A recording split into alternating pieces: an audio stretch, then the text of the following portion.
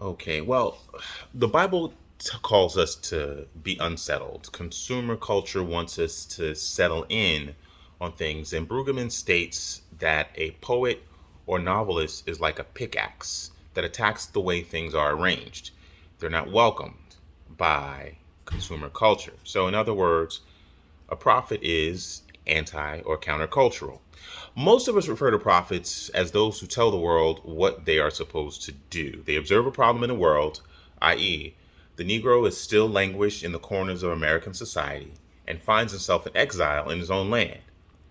The prophet tells why they are here. And so we've come here today to dramatize a shameful condition. In a sense, we've come to our nation's capital to cash a check. A prophet tells us what should be. When the architects of our republic wrote the magnificent words of the Constitution and the Declaration of Independence, they were signing a promissory note to which every American was to fall heir. This note was a promise that all men, yes, black men as well as white men, would be guaranteed the unalienable rights of life, liberty, and the pursuit of happiness. That, my friends, is the intent of Dr. King's I Have a Dream speech. Not just simply let's all sit down at a table and eat. Again, a prophet is to tell what should be done despite cultural pressures to conform to a royal conscience. I would take it a little bit further. In today's world, that can be right or left.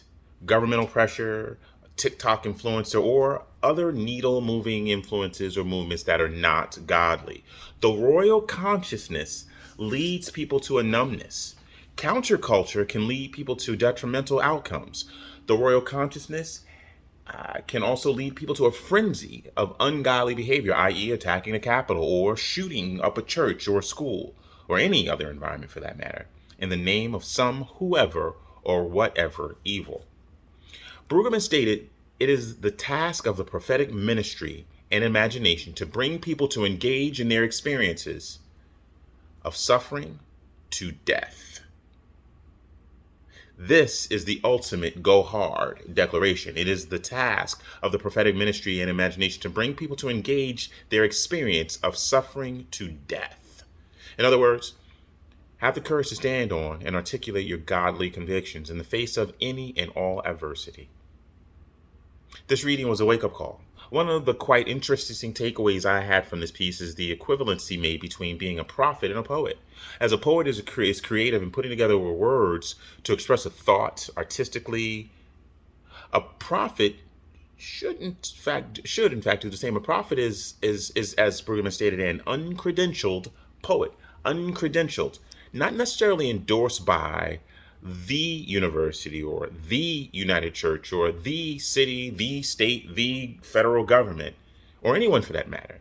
Not even necessarily endorsed by the people. A prophet like Jeremiah or Jonah may appear to stand alone in the face of the world's issues. They may or may not offer the solution, but they are clear about and identifying and decrying the problem. Implications on my role as a prophetic preacher. Well, I'm called to just be vocal, to be uncompromising in my speech on certain matters when I identified what I am called to discuss. I'm to be considerate and caring to all, but as the saying goes, true.